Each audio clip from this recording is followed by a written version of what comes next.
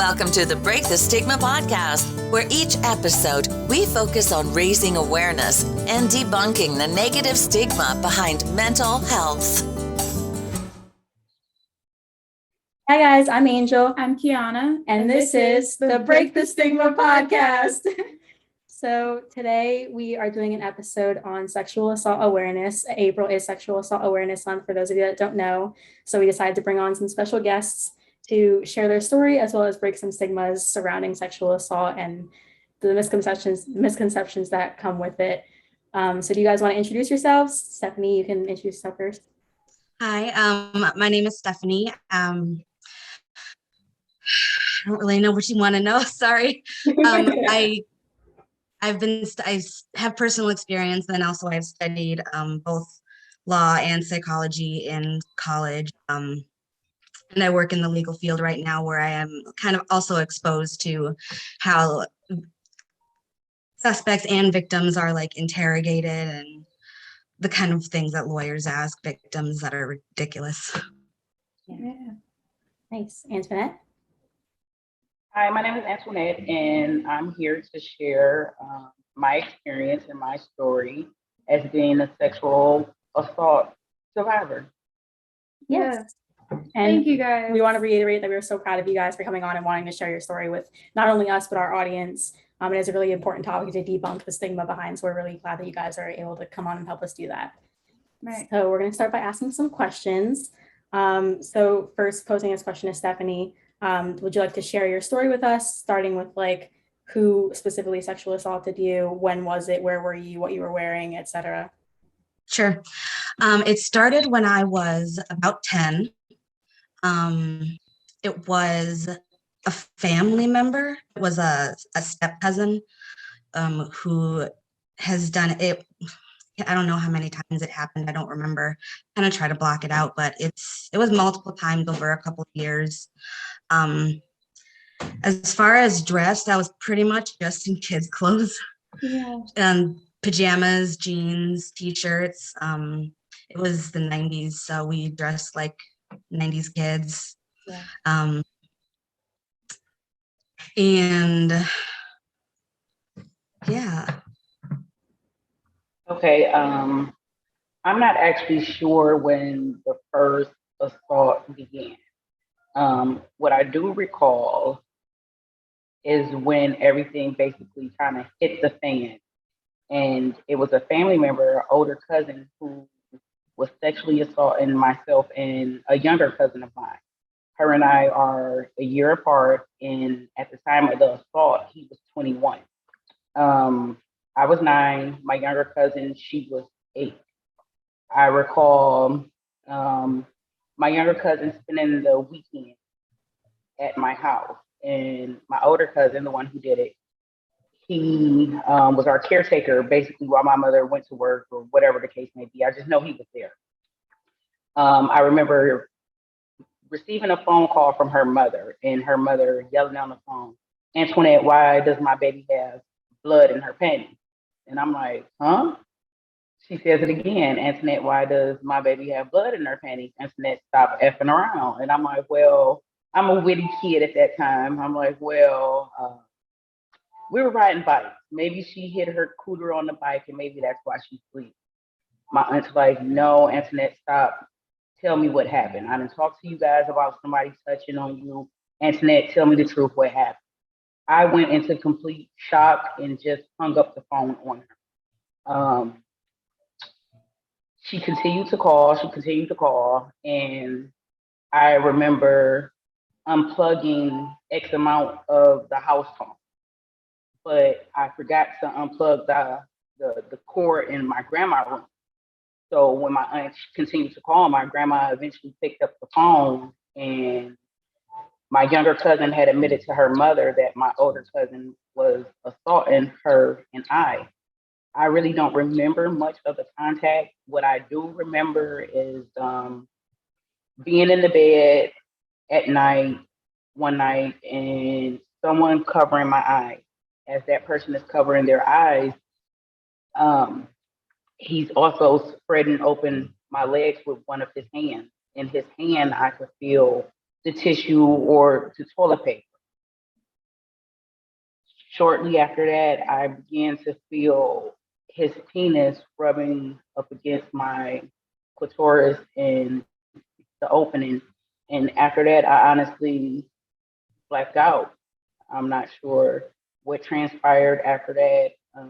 I just know I don't remember much after that. I do recall times where he would watch me and my younger cousin, and he would take her in the basement, and he would leave me upstairs for so long. And then when him and her would come back, I would ask her, "Hey, what were you guys down there doing?" And she would tell me like, "Well, he had me on a washing machine and he made me do this with his penis, or he did this, with me." But I can't tell you exactly when it started or much of how it felt, because maybe it hurted so bad that I took myself somewhere, blacked out and suppressed it. Yeah, and it's definitely normal to black out and suppress that kind of thing because it's obviously very traumatic and you don't want to remember that part of your childhood. You want to remember the parts that were good and that were happy and playful. You don't want to remember that harmful part of your childhood. So it's definitely normal to black out. Yeah. Do you want to add anything? No, you said everything perfectly. Okay. Yeah. So if you guys don't mind, we're going to go to the next question. So as far as trauma responses, Stephanie, do you know of any like trauma responses that you may have developed from the sexual assault, as well as like any triggers that you may have to this day that like you can't look at something, you can't smell something, you can't think about something without like re-traumatizing yourself? Yeah, there is definitely some of that. When it happened to me, it was young enough where I didn't really understand what was going on. And then I also didn't really understand how my brain was developing. And it didn't take until much later for me to realize what kind of behaviors I'd picked up in response to this. And I have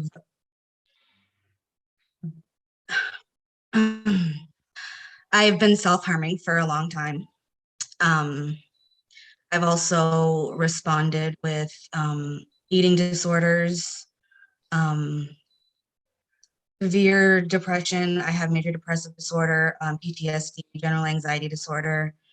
And yeah, it's been a lot of different ways of trying to distract myself what's going on in my brain. When I went to college, I had very little regard for my own life, because things like that happening that young, you feel like you're completely out of control, and you're not really in your own body. It's just that way of detaching yourself, so that it doesn't feel as real and you don't feel it quite as strongly. So it was also, sorry, in college, what I picked up was a lot of heavy drinking. I also tried quite a few different drugs. Nothing that really stuck with me. I was just kind of instant gratification. I was all about I was so, so miserable all the time. I was just reaching for whatever would make you feel like a human being, which, and it's all destructive. So it's not really anything that's good for me, but that's kind of what's developed. And as far as triggers go, those have gotten a lot better. I cannot watch movies with graphic depictions of sexual assault or read books. Like, I'm totally okay if they're alluded to, or it's actually really therapeutic for me to read books with those kinds of triggers in them. For me, it's a form of counterphobic coping, which is basically like introducing yourself to these topics in a way that is a little bit less threatening or less harmful, and you're able to see things in kind of a different way and how other people have coped with the same things that you have, and it kind of just makes you feel like you're not alone. Yes. That's, I think, something that I was seeking out after I was assaulted, is feeling like this, like, I know, like, a lot of people have been sexually assaulted, but my situation is only pertaining to me. Like no one else has experienced it the way that I have. And of course, no one has shared experiences. Everyone's experience are different, but to find out that that this isn't my fault because other people have been in these same situations or similar situations and can relate is definitely helpful. How about you, Antoinette? Like, have you noticed like any triggers that you see come up in that triggers like a response or trauma response for you?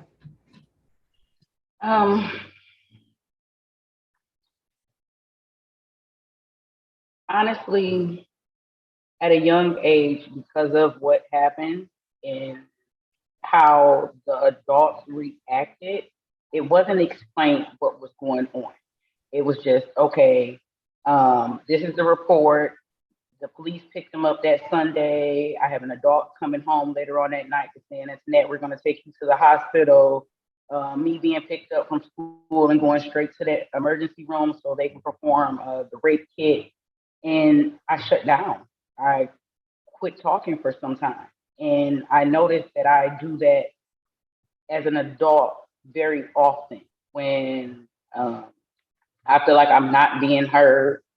I shut down a lot.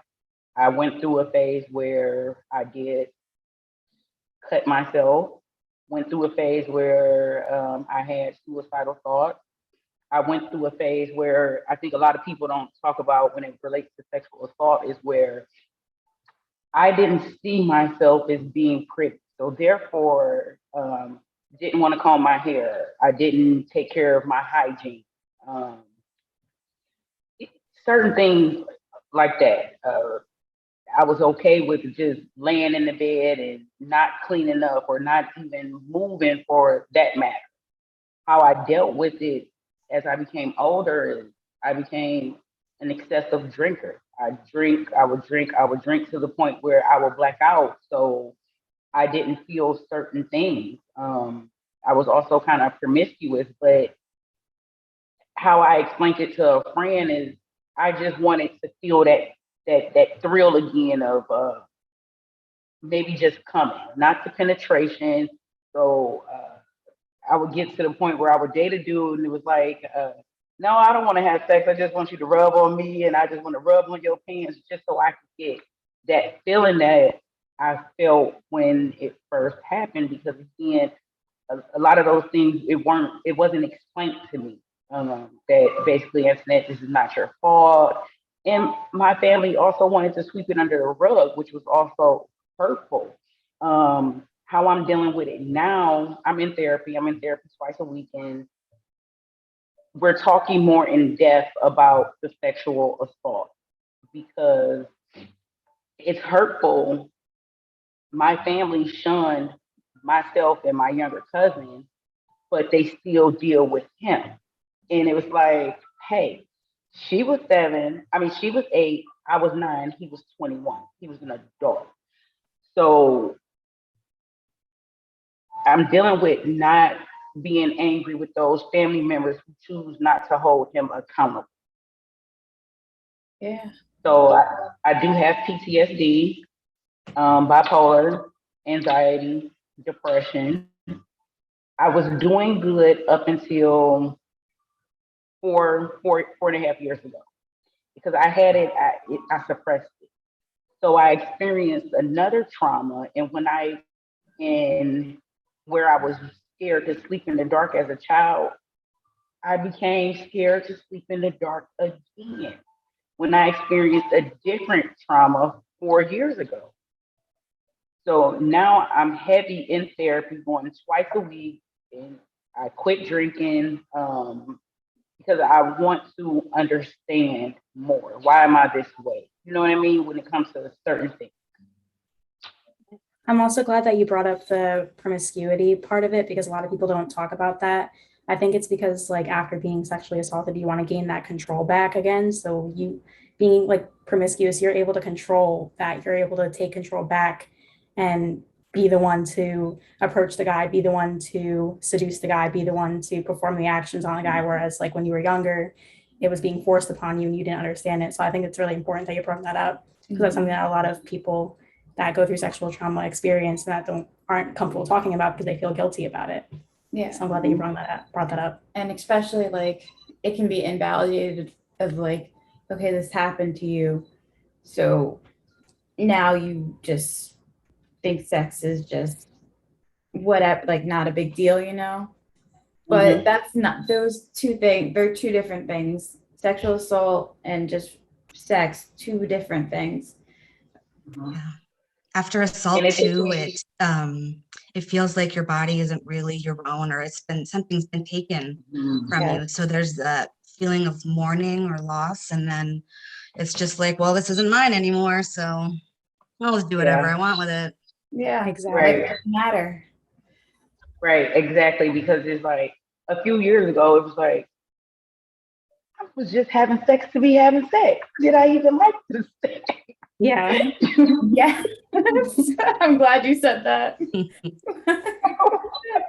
Like, I'm just now starting to be like, oh, I enjoy having sex, you know, because I was programmed to think victim, victim, victim. And yeah, years I was just having sex just to have sex and didn't even understand what I was doing, why I was doing it, why I hooked up with this person, why did I have to take so many drugs or so many shots for me to even enjoy sex. Yeah, exactly. Me and Kiana were actually just talking about how we haven't had a sexual experience since our sexual assault because we're not, well, at least for me. Did you? Once, and it Yeah. just brought up too many feelings. Yeah. So we were talking about how like it's hard to be able to have sex for pleasure after you had sex to be taken advantage of. So can you guys talk about more how like you, I guess, see the world now after you've been sexually assaulted, how like your relationships work out now? Like if you're in a romantic relationship, does that like affect your sex life because you've been assaulted? You guys want to get into that a little bit? It definitely can affect your sex life. For me specifically, like there are times when I need to leave the light on because I need to know who it is. I need to have a picture and I need to see them just so I don't like drift back into some kind of flashback, which is one of the worst things about having sex after an assault, is being in the middle of it and having a flashback and you're just like, nope, stop, get out. This is done. Like I can't continue this act right now anymore. So that's one of the things that I try not to do, but can't always help it when it pops up. Yeah. I agree. I can actually relate to that. I think the reason why it's been so long and after the next sexual encounter, it kind of been that there was a break, is because during it, I did have a flashback, but my like responses freeze. So it almost felt like it was just happening again, you know? But I couldn't say anything. I couldn't advocate for myself or say like, I need this to stop. It just continued. And it almost re-traumatizing. If That's makes what I sense. was gonna say. That sounds re-traumatizing. Yeah. Have you guys like talked to your partners or like people that you're having sex with? Have you talked to them about your experience and like why it might be triggering for you? Or do you just kind of try and like not think about it and not let them know?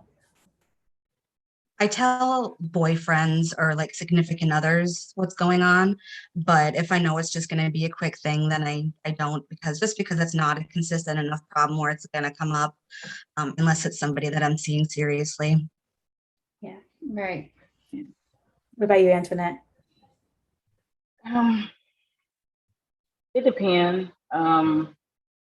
If I feel like I can trust that person, then I will let them know. I haven't told many people, well, then, because I still was embarrassed. I still was looking at it like I'm a victim, I'm a victim, I'm a victim. But I did notice I'm not comfortable being naked. And after I feel that feeling I don't want it to sound creepy, but that feeling of that sensation at such a young age, I've been chasing that sensation. So it was like when in certain sexual encounters, as soon as I will feel that sensation of having an orgasm or coming, you can get off of me. Your work here is done. Yeah. Yeah. You know, and I don't want to sound creepy, but it's the truth. I've also noticed times where I would just lay there because my mind is thinking about so many other things. My mind is just racing, and I'm just laying there like, okay, can you hurry up and finish? You know, um, but I haven't been as vocal with many boyfriends, and I also haven't had that many boyfriends. I've had more sexual like little encounters where I'm a dry hump and feel that sensation and go about my business. Yeah. Yeah. I'm actually so glad that you brought that up because I have a similar experience. It also happened to me at a young age, and like you said, feeling that sensation, like that's something that like you, I guess, strive to find again because you know it. Like even though you know it was wrong, it also felt good. So you're striving to find that again. And when you find it and it like happens, you're like, okay, like that, and you feel like icky afterwards because that's how you felt when you were young and had that sensation. So it's like kind of sad, I guess, that like sex is supposed to be for pleasure, but it turned into something that's like, get it away from me. Like that's disgusting. Right. How did, I guess, your views and opinions on the people that were supposed to be there for you, protect you, how did that change, shift, stay the same? How did that experience happen for you guys? I'm still very distant and detached from my family. Like I understand on a logical level, we had just moved, the divorce was being finalized. So I know that there were other things going on, and my mom has her own issues that keeps her mind distracted. So I don't really know that they could possibly have known about it, but at the same time, on an emotional level, it still feels like you've been let down or not protected or Like they betrayed you. Yeah. yeah. So yeah, I'm very like I don't see my cousin or that side of the family anymore. I had to get used to seeing him because I was 10 and he was a couple years older. I don't really remember.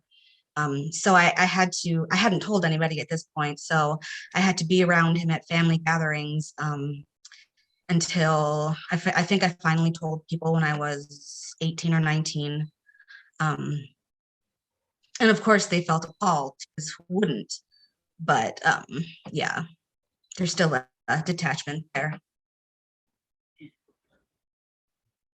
And I'm very distant from my family. I'm not gonna say like I try, but in the back of my mind, I look at them because they all wanted to sweep it under the rug, and they were mad at my mother and my aunt for calling and wanting to press charges to protect their daughter. So the whole family kind of like separated, and a lot of people took his side, and there wasn't that many people standing with myself, my mother, my cousin, and her mother. Um, when I see them, kind of like now, we have a family reunion coming in August, and they want me to come, and it's like a cousin reached out yesterday, and I asked, well, is he going to be there? Because if he's going to be there, I don't want to be around him.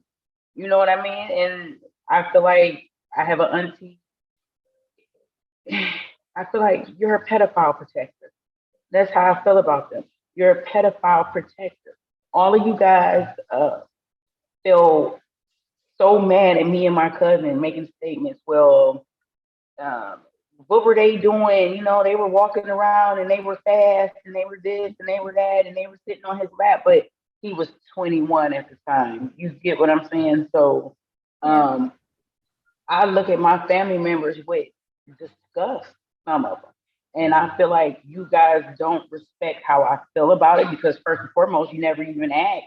It was just, okay, well, this happened to her. She'll get over it. And you should just get over it and move on with it. I feel like my family is disrespectful to an extent.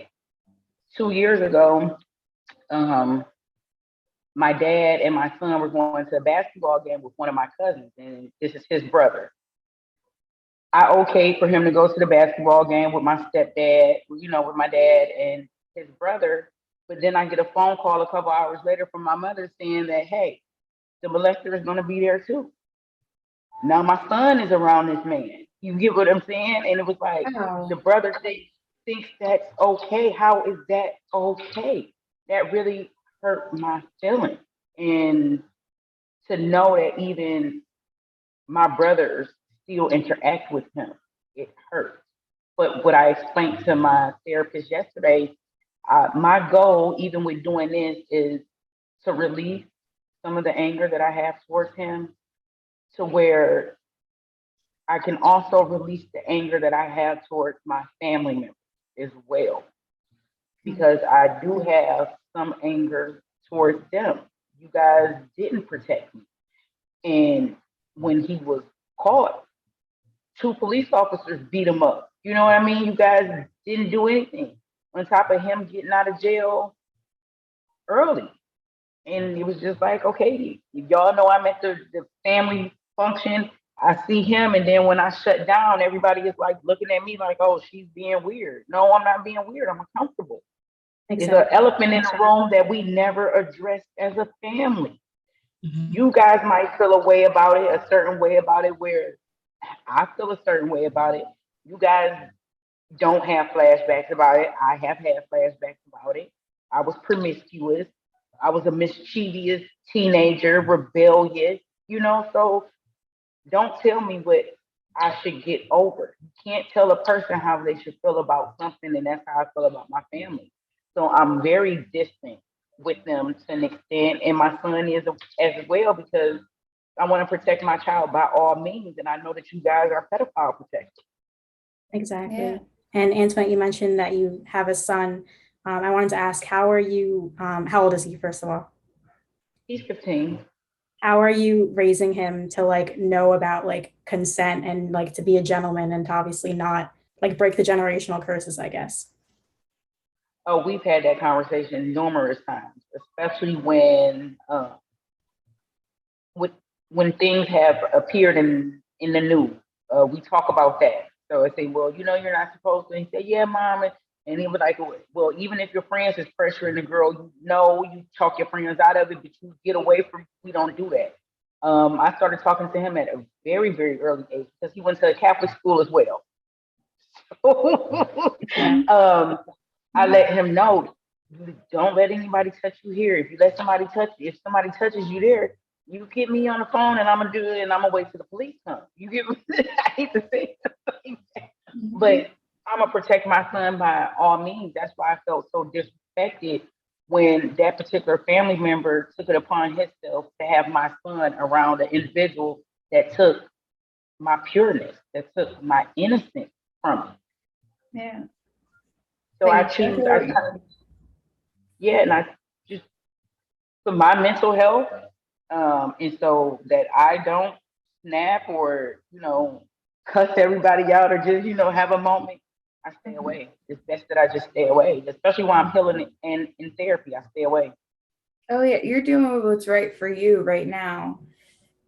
It's totally understandable, and exactly what you said. They're protecting a pedophile, like black and white. That's what they're doing. So I understand what you're saying. But how have you guys been able to like process this in therapy? I know we've kind of touched on it a little bit, but I wanted to ask the question.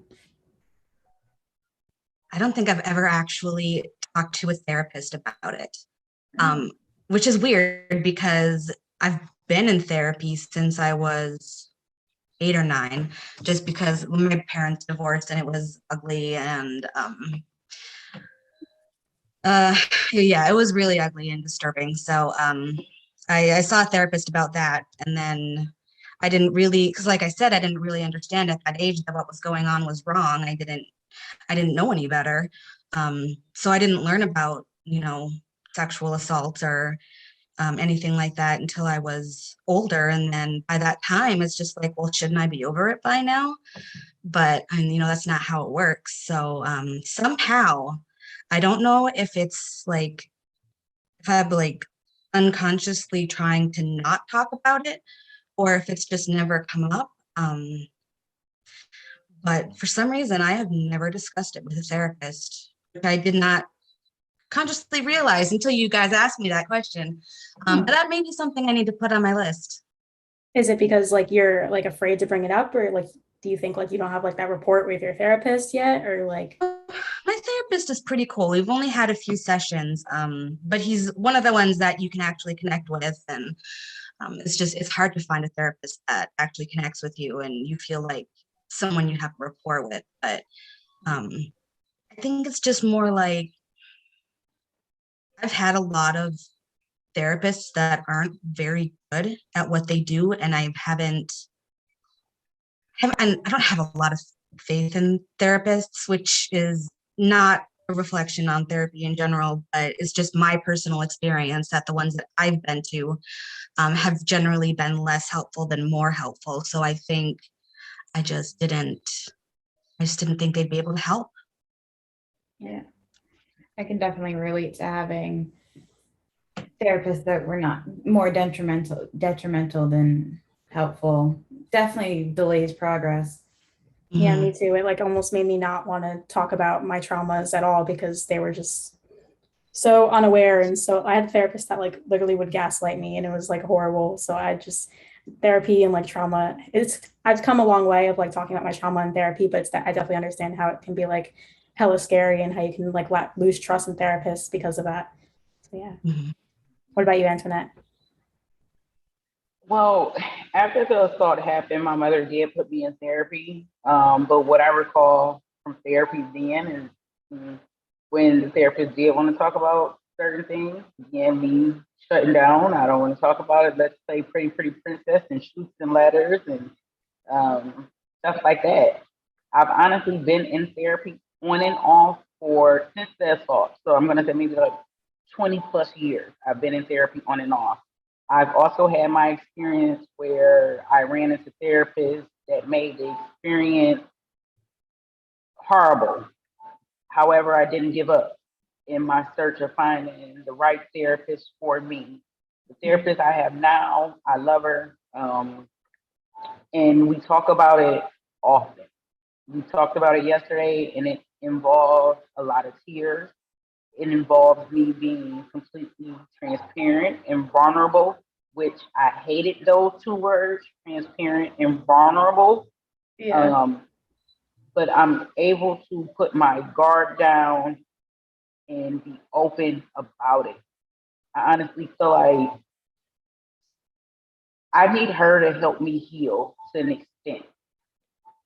As I'm healing myself, I'll be able to do more podcasts about this topic. I'll be able to talk to more ladies and girls about this topic. So it's important for me to stay in therapy so I can complete my goal. As she helps me heal, I'll be able to help others heal. So I'm gonna continue with the therapy twice a week. I'm gonna continue to talk about it. When we first was like, okay, we're gonna talk about it internet. On our next session, I was like, oh my goodness. Oh.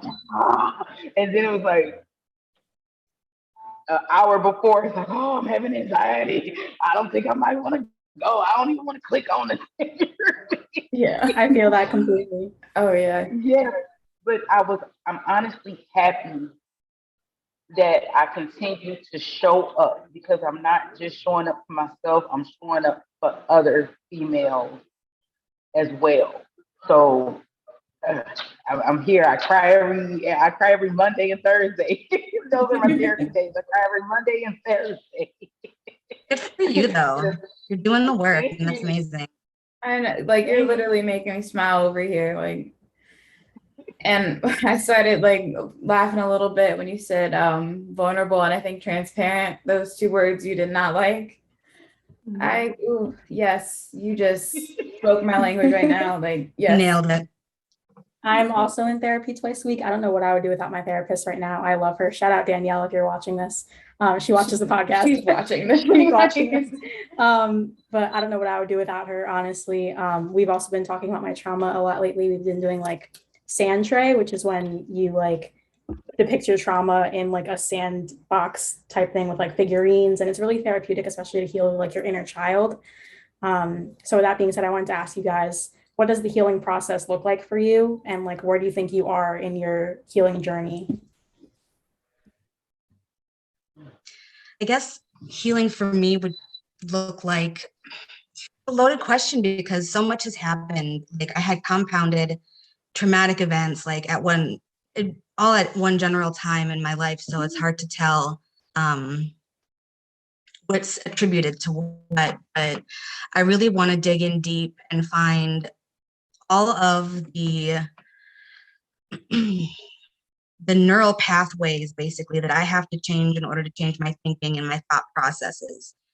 So it's a lot of mindfulness. It's because since it's been so long, I don't even know what I'm doing in my head that makes me feel, the way that I do about myself. So it's all about paying attention to what I'm actually thinking and then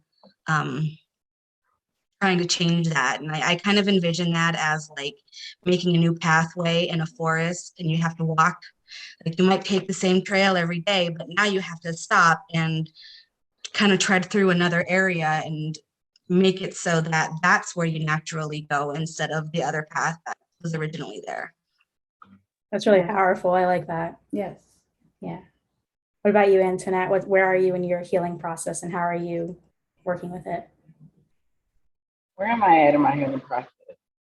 Honestly, I'm in the thick of it. Sounds like it, yeah.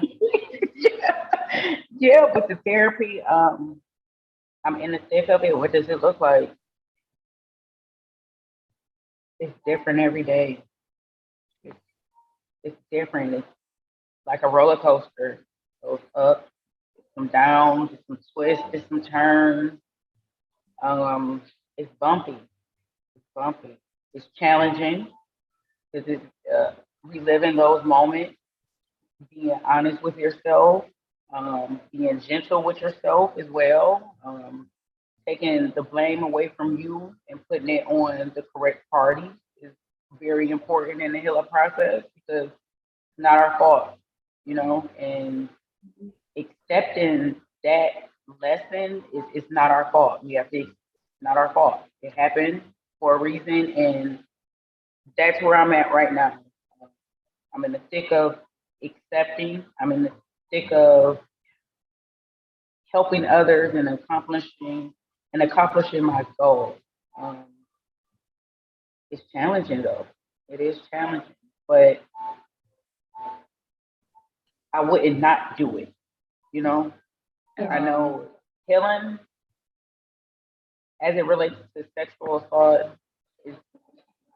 is really painful. Reliving those moments, reliving those emotions, and actually discovering emotions that I didn't even know I had then. Mhm. I was talking to my sister last night about this the podcast, and I was expressing how I felt and how I was nervous, and it didn't dawn on me that it happened to myself, it happened to my sister, and it happened to my niece, her daughter. So it's 3 generations. The tears, the sadness, the hurt, the embarrassment, the guilt, all of those things that I felt is worth the healing. Through my healing, a lot of other individuals are going to find their light. But it's ugly. It's not easy, but it's worth it. And I don't want any one bad experience of one therapist or another therapist to stop them from seeking help. You might understand why you operate a certain type of way once you begin to talk to someone about it, because we can't always talk to our friends about everything. They don't have the correct answers. They're also not implementing a individual care plan, step by step, and things of that nature. So I'm an advocate for mental health therapy, especially as it relates to sexual assault, because we have to break the stigma in the community. about therapy, we have to break the stigma and we have to be courageous enough to say, hey, this happened to me. You're not alone. But let me tell you what worked for me and what drove me to seeking help. I was an alcoholic, I was promiscuous. I was a person that didn't have great communication skills. I was a person who, when I felt any type of challenge or confrontation, I'm shutting down. I don't want to talk. And this would go on for days, days. I was walking around a bag of toxic because I was too afraid to get the help from a professional. Yeah. And I think that's like a big, like, fuck you to our assaulters, because it's like, yeah, we went through what we went through and we had our hardships, we had our bad coping skills. Like, I know you guys both mentioned that you went through self-harm, drinking. Stephanie mentioned an eating disorder, but it's like, now look at us now. We're like healthy, we're recovering, we're healing. We're on this podcast talking about our, like, how we got through the trauma and how it's impacted us and like advocating for others. So I think that it's really special that we're able to like go from basically rock bottom and like up to where we are now. I think that's beautiful.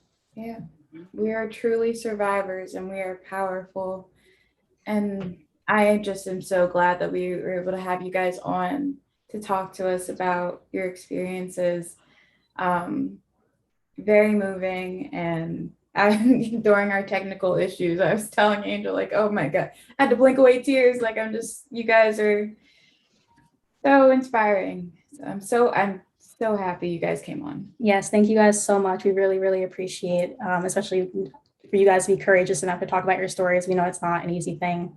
Not at all. And we appreciate that you guys are able to share that with us. And we love that you guys are in therapy and continuing to process that. We think you guys are so strong and just beautiful, beautiful people. And thank you guys so much for being part of this podcast with us. You're welcome. And thank you for having me. Of course. Do you guys have any final thoughts before we get off? Any advocacy words that you want to share for the crowd? Maybe other people are struggling. If you want to say something.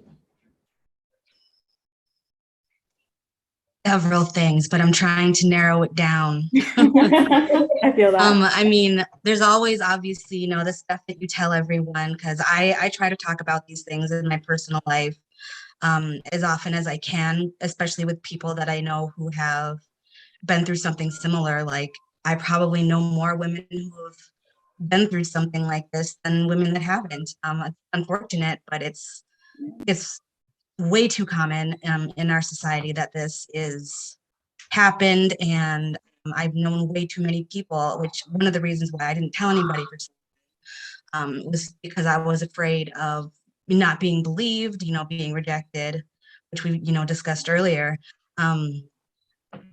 So it's, I try to talk to as many people as possible in order to prevent future pain. And I do know that the cousin that did this, he was going to babysit for one of my younger nieces. Went to my mom and I'm like, yeah, you got to call Chris and tell him not to let him. Yeah, hell no. You got to tell him no. Don't let him around your kids. So I try to be as open and honest about it as possible, just so people know that you're not alone. And it's unfortunately hard work sometimes to get to the point where I don't know if I'll ever be, completely healed and unchanged from it. But another thing that I felt was guilt, because even though I did help my one family member, he ended up being engaged to one of my childhood best friends and ended up being convicted of a sexual assault on her minor younger sister. And he's been a registered offender for a while. He's broken he's forgotten to register as an offender when he's moved. And my family luckily are supportive of me in that it kind of makes me mad, but at the same time I understand. When they were talking to another aunt and uncle on that side of the family about, whether or not he was really a predator, because everybody's first is like, really, did he do that?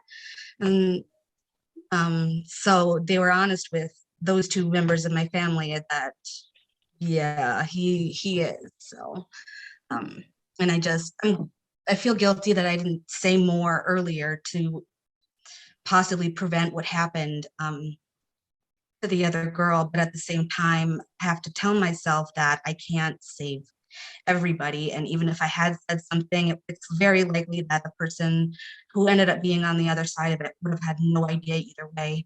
I mean, it's not like I can put it in the paper, by the way, this happened, so stay away from this guy.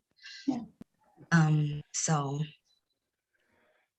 I think I got a little bit off track, but it's worth it to put in the work, because while it is an amazing thing to help other people by talking about it and making it more widely known that this happens, and it's one thing to talk to people and share your experiences, but it's another thing to see a professional and have them actually guide your thinking and give you tips and strategies to deal with this kind of thing. Because I would always tell myself, I'll figure that out on my own. I'm sure I'll be fine.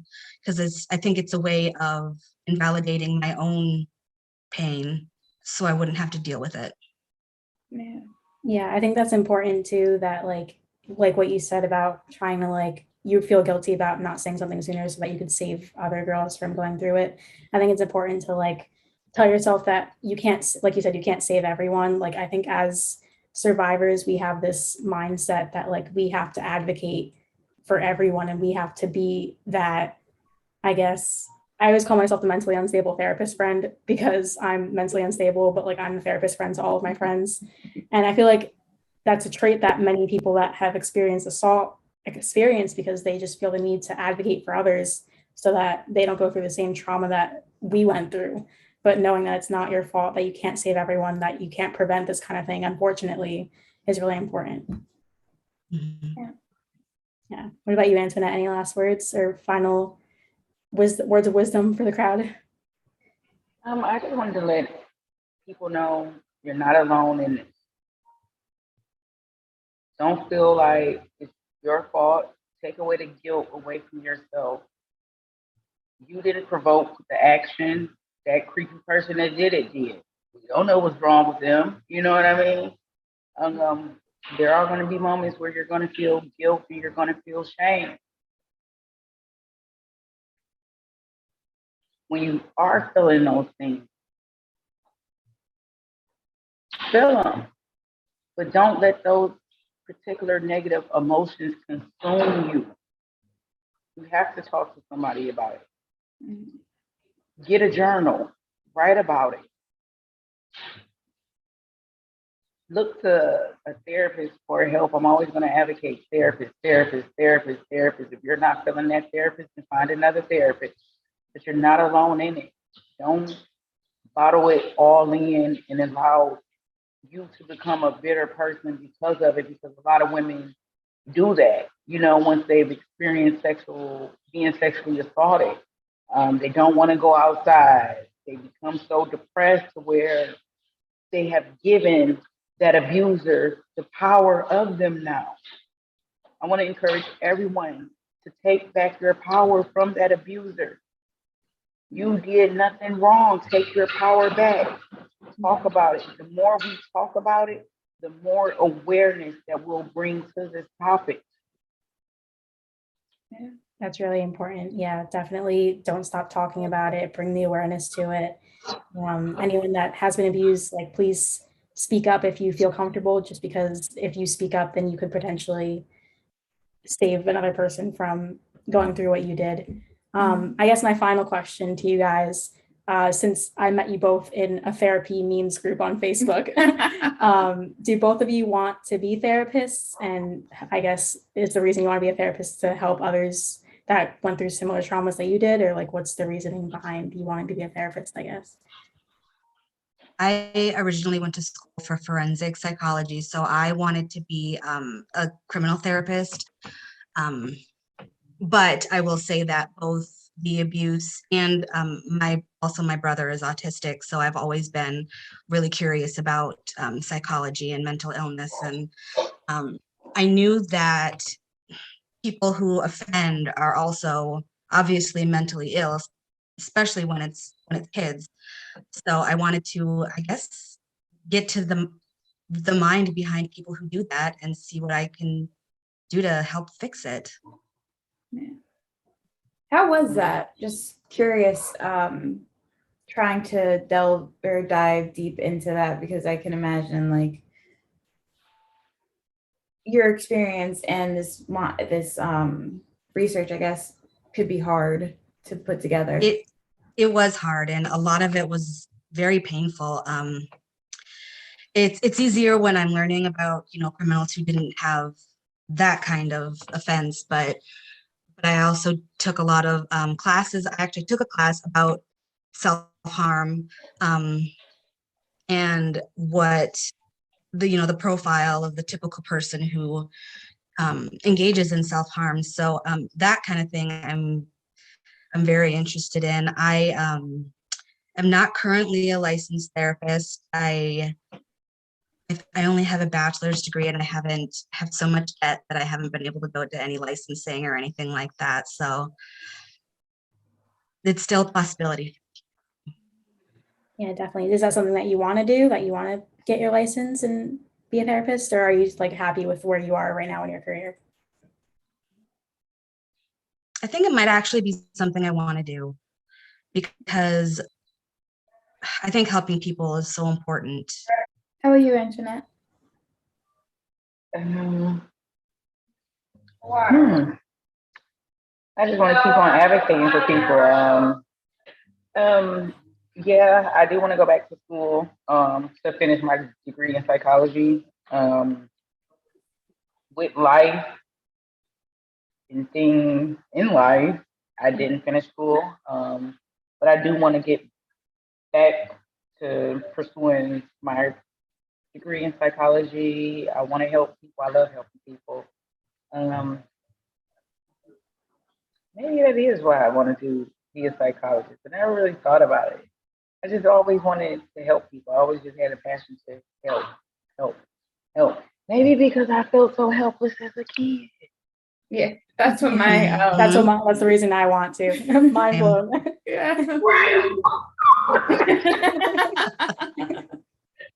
And listen, viewers, you see how we're sitting here talking. We just discovered. This is what I mean by talk about it.